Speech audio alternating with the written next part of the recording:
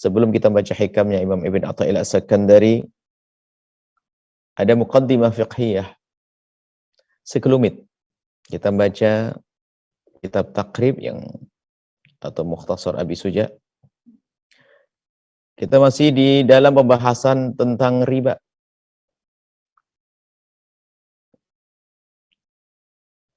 Riba sudah kami sebutkan pada pertemuan yang lalu, ada 4 macam riba. Ada riba fadl, ada riba yad, ada riba nasa. Kemudian yang terakhir adalah riba gord. Dan yang dibahas di kitab ini adalah hanya jenis 3 riba, yaitu riba yad, riba fadl, riba yad, dan riba nasa. Dan nanti akan kami tambahkan penjelasannya tentang riba qard. Kita akan ngikuti nasnya dulu. Teks dari Imam Abi Suja. Wala yajuzu, qala Imam Abu Suja rahimahullah ta'ala, nafa'ana Allahu bihi wa bi ulumihi wa bi ulumi masyayikhihi fit wa talamidati fit darain amin. Wala yajuzu bai'u adh-dhahabi bidh-dhahabi. Tidak boleh menjual emas dengan emas. Alat belinya emas, yang dibeli adalah emas, tukar emas.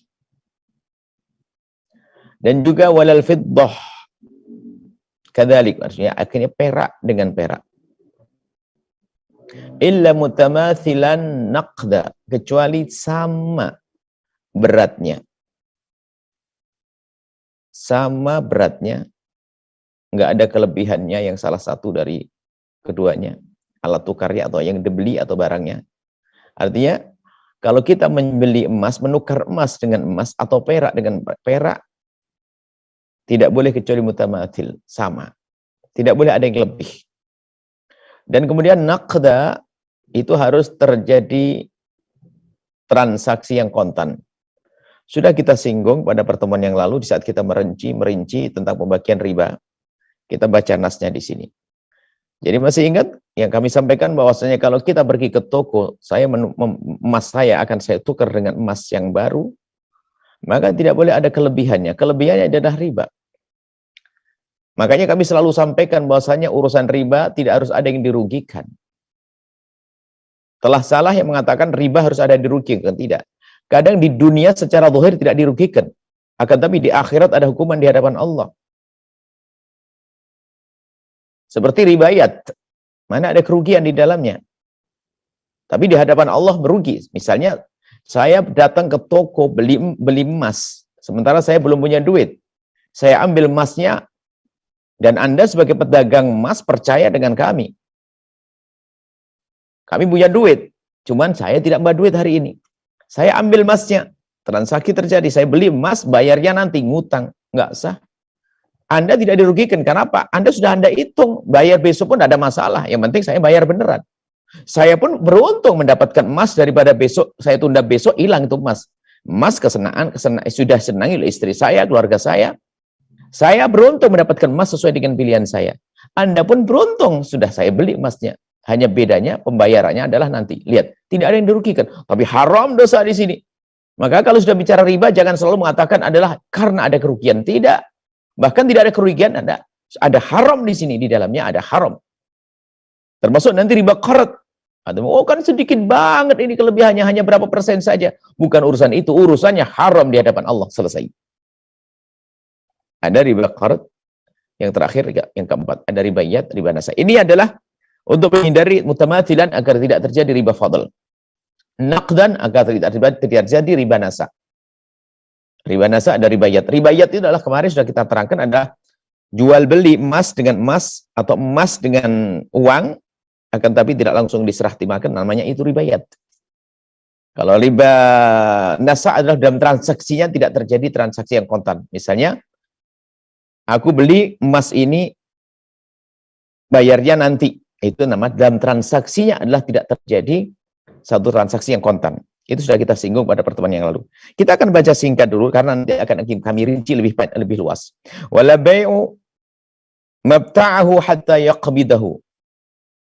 Tidak boleh kita menjual sesuatu yang kita beli sebelum muqabad. Jadi kita harus bisa membedakan antara qabd dan qabul. Qabul dalam transaksi. Sehingga transaksi adalah namanya ijab dan qabul. Kalau qabd itu serah terima, itu harus bedakan. Sebagian tidak bedakan antara qabd dengan qabul. Kalau qabul tuh aku terima, aku beli barangmu dengan harga begini dengan bayar kontan. Itu namanya transaksi atau ijab dan qabulnya. Adapun al-qabd adalah serah terima barang.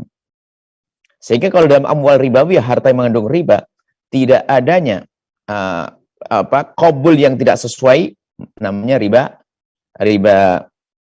riba nasa. Tapi kalau takobutnya adalah berbeda, namanya ribayat. Ini perbedaannya semacam itu. Mohon dibedakan antara al-qabul sama al-qabd. Nanti kita rinci. Ini kita baca nas dulu. Wala bai'ul lahmi bil hayawani, tidak boleh kita menjual daging dengan binatangnya. Daging kambing dengan kambingnya. Menjual, saya punya daging kambing.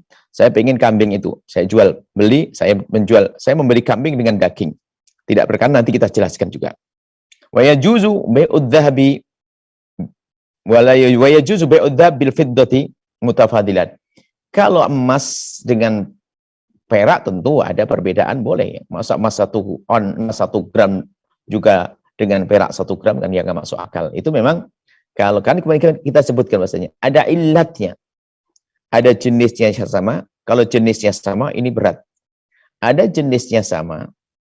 Ada ilatnya sama. Ada ilat sama jenis.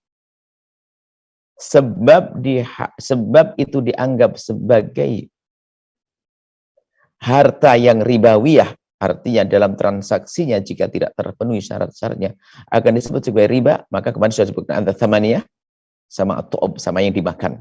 Jadi makanan dengan makanan. Nanti kita rinci insya Allah. Kemarin sudah kita rinci gambaran globalnya. Tapi kita baca nas dulu, nanti kita jelaskan. Wa kadzalikal mat'umat, begitu juga makanan dengan makanan, hati-hati. Itu adalah ribawiyah. Kalau ingin jual beli makanan dengan makanan, beda jual beli duit dengan makanan, beda. Nggak ada aturan sama sekali.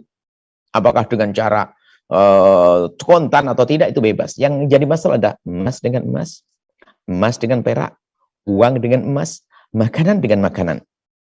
Wa yajuzu bai'ul jinsi minha, satu jenis dengannya, bimithlihi, yang serupa, illa mutamathilan. Ini sudah kita terangkan bahwasanya kalau jenisnya sama, nggak boleh kecuali mutamathil, sama, tidak boleh kelebihan salah satunya.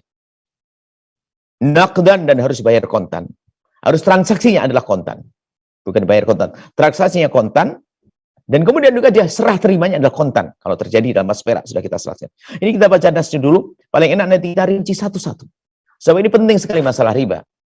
Orang menganggap riba itu hanya riba korea, riba di bank saja, atau dipinjam meminjam saja, padahal ada riba yang lainnya, yang kadang tidak disadari. Baik. Yajuzu bai'ul jinsi minha bi ghairihi, kalau menjual beli jenis yang berbeda, mutafadilan naqdan. Kalau jenisnya sama, menjual sesuatu, bai'ul jinsi minha bi ghairihi. Kalau jenis yang berbeda, ya maka boleh mutafadilan naqdan. Mutafadilan boleh, misalnya jenisnya beda. Ya emas dengan perak, jenisnya beda dong. Mutafadilan boleh-boleh saja berbeda. Emas 1 gram, perak 4 gram, ya boleh dong, mutafadilan. Cuman catatannya, di sini harus ada naqdan, harus serah terima langsung.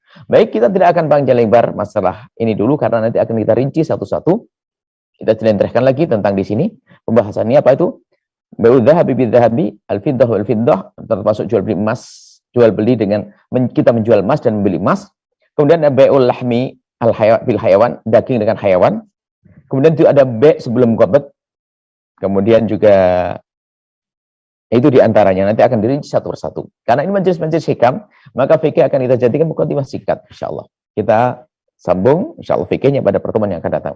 Setelah Anda menyaksikan video ini, jangan lupa berselawat kepada baginda Nabi Muhammad sallallahu alaihi wa alihi wa sahbihi wasallam.